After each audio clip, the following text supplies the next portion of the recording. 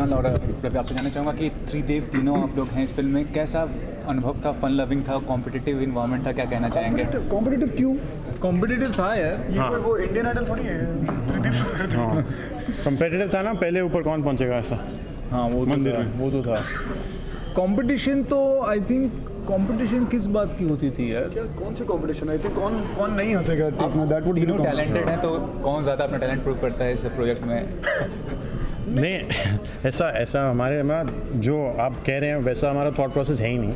हम लोग सब अपने एक जो मेन प्रोजेक्ट है उस पर ध्यान रखकर काम करते हैं, क्योंकि हम सब बिलीव करते हैं कि एक बड़ा पजल है जिसमें हम सब जिक्सॉ पीसेस हैं और हमें सिर्फ वही करना है जो हमें करना है, हमको कम्पीट नहीं करना है। तो हम अपना पार्ट अच्छी तरह निभाएंगे तो हमारा जो बेस, जो हमारा बिग पजल बनेगा, जो बड़ी पिक्चर बनेगी वो अच्छी हो जाएगी। तो हम एक दूसरे के साथ या किसी और के साथ कभी ऐसा हमारा कंपटीशन का थॉट प्रोसेस ही नहीं है। लेकिन जब कोई मल्टी स्टार फिल्म रहती है और जो कोई सिंगल एक्टर रहता है, तो मल्टी स्टार फिल्म में ज़्यादा मुश्किल होता है अपने एक्टिंग पोजीशन को प्रूव करना, क्योंकि ऐसा बिल्कुल नहीं है। एक पिक्चर में 80-90 सीन्स होते हैं एंड कई बार आपकी नज़र एक सीन के अंदर उस आदमी पे जाती है जिस आदमी की एक भी लाइन नहीं है, वो कैसे रिएक्ट कर रहा है, कैसे उसके हाव भाव हैं, कैसे वो बिटवीन द लाइंस अपनी परफॉर्मेंस कर जाता है। And I think for that you have to see Kunal in the film.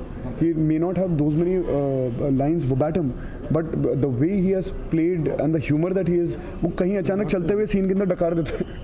मतलब with in the scene you will get to see it in the scene and I think it's just great sense of timing and for that you don't need वो सब जो एक दकियानूसी सोच है कि इतने लोगों में नहीं प्रूव कर सकते या एक आदमी प्रूव कर सकता है। एक हज़ारों single hero films I, not all of them have proved themselves.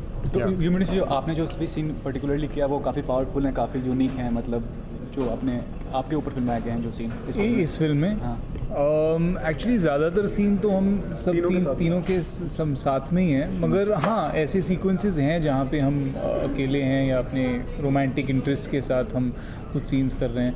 पर ऐसी कोई बात नहीं है कि like you know one scene is superior to the other. I think each track is sweet, each track is unique. तो again हम competition की तरह अगर हम फिल्म शूट करेंगे तो फिर वो कुछ एग्ज़ाम हो जाएगा, कुछ अलग ही बन जाएगा। तो I don't think we see it that way. तो आई थिंक और पुराने ज़माने में भी जब अमर अकबर एंथनी बनती थी तो I mean I don't think they were calculating कि इसके इतने सीन्स हैं, इसके इतने सीन्स हैं। But even though you know someone might have been a bigger star than somebody else, but still the balance has to be there in the film and that credit has to go to Ankush for keeping that balance, you know, really. So हाँ तो actually कितनी बार हमारे scenes में ऐसा होता था कि हम जब सीन पढ़ रहे हैं तो हम लोग डिस्कस करते थे कि अगर किसी सपोज मेरे लिए लाइन लिखी है और ये मेरे कैरेक्टर के साथ नहीं जा रही है तो हम लोग एक्सचेंज कर लेते थे। हम लोग बोलते थे कि ये this is better for your character to से।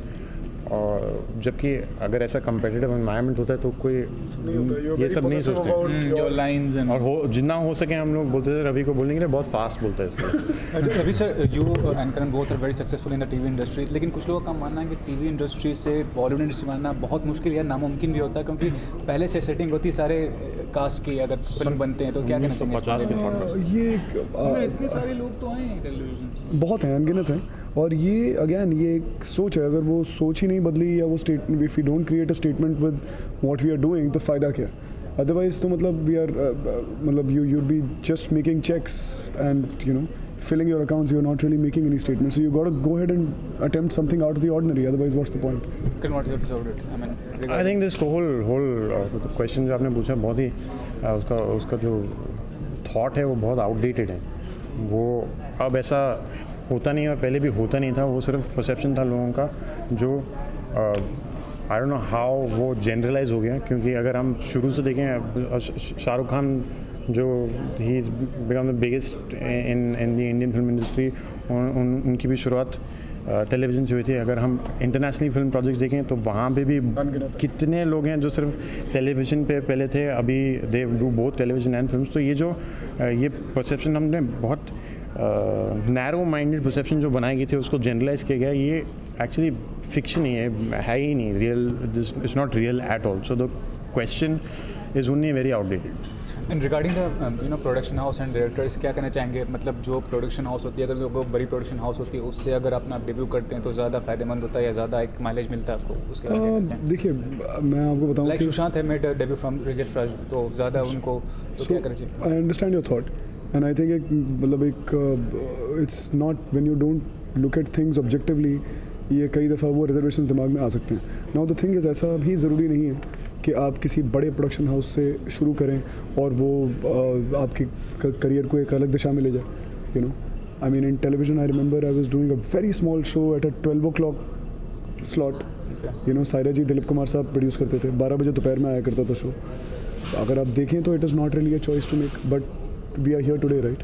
सो वो एक, I think you got to leave it at the bigger intelligence. अगर ये मैनिफेस्ट हुई है पूरी तरह चीज़, then it's right, it's absolutely correct, और इससे बेहतर कुछ नहीं हो सकता। So it's perfect.